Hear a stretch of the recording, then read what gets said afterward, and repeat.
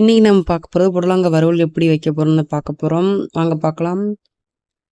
நான் வந்து ஆல்ரெடி வந்து கட் பண்ணி வச்சுட்டேன். ஆனியன், டொமேட்டோ, அப்புறம் புடலங்காய் காய் எல்லாத்தையும் நல்லா கட் பண்ணி வச்சுட்டேன். அதுக்கப்புறம் ஒரு வடைச்சட்டி வந்து எடுத்துக்கோங்க. அதில் கொஞ்சம் எண்ணெய் வந்து ஊற்றுங்க. அப்புறம் வெங்காயம் வந்து எடுத்துக்கோங்க. அதையும் நல்லா வந்து வணக்கி விட்டுக்குங்க. நல்லா கொஞ்சம் கலர் மாற வரைக்கும் வணக்கி விட்டுக்குங்க. அப்புறம் டொமேட்டோவையும் போட்டு நல்லா வணக்கி விட்டுக்குங்க. சிம்ல வச்சு நல்லா வந்து வணக்கி விட்டுக்குங்க. அதுக்கப்புறம் புடலங்காய் நம்ம காயும் வந்து போட்டுடலாம். அதையும் போட்டு நல்லா வணக்கி விட்டுக்குங்க. நல்லா வணங்கணும், பச்சை வாசம் போகிற வரைக்கும் நல்லா வணக்கி விட்டுக்குங்க.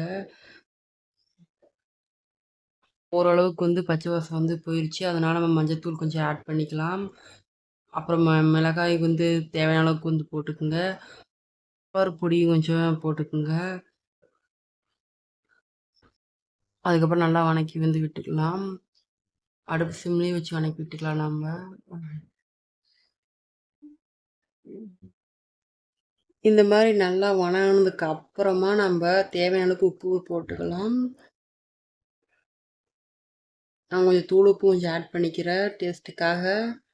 உங்களுக்கு எது பிடிக்குமோ அதை போட்டுட்டு நல்லா வணக்கி விட்டுக்குங்க. அப்புறம் கொஞ்சம் தண்ணி வந்து தேவையான அளவுக்கு ஊற்றிக்கலாம் நம்ம. நல்லா வெந்துடுச்சு. தண்ணி சொன்னதுக்கப்புறம் ஆஃப் பண்ணிடலாம்.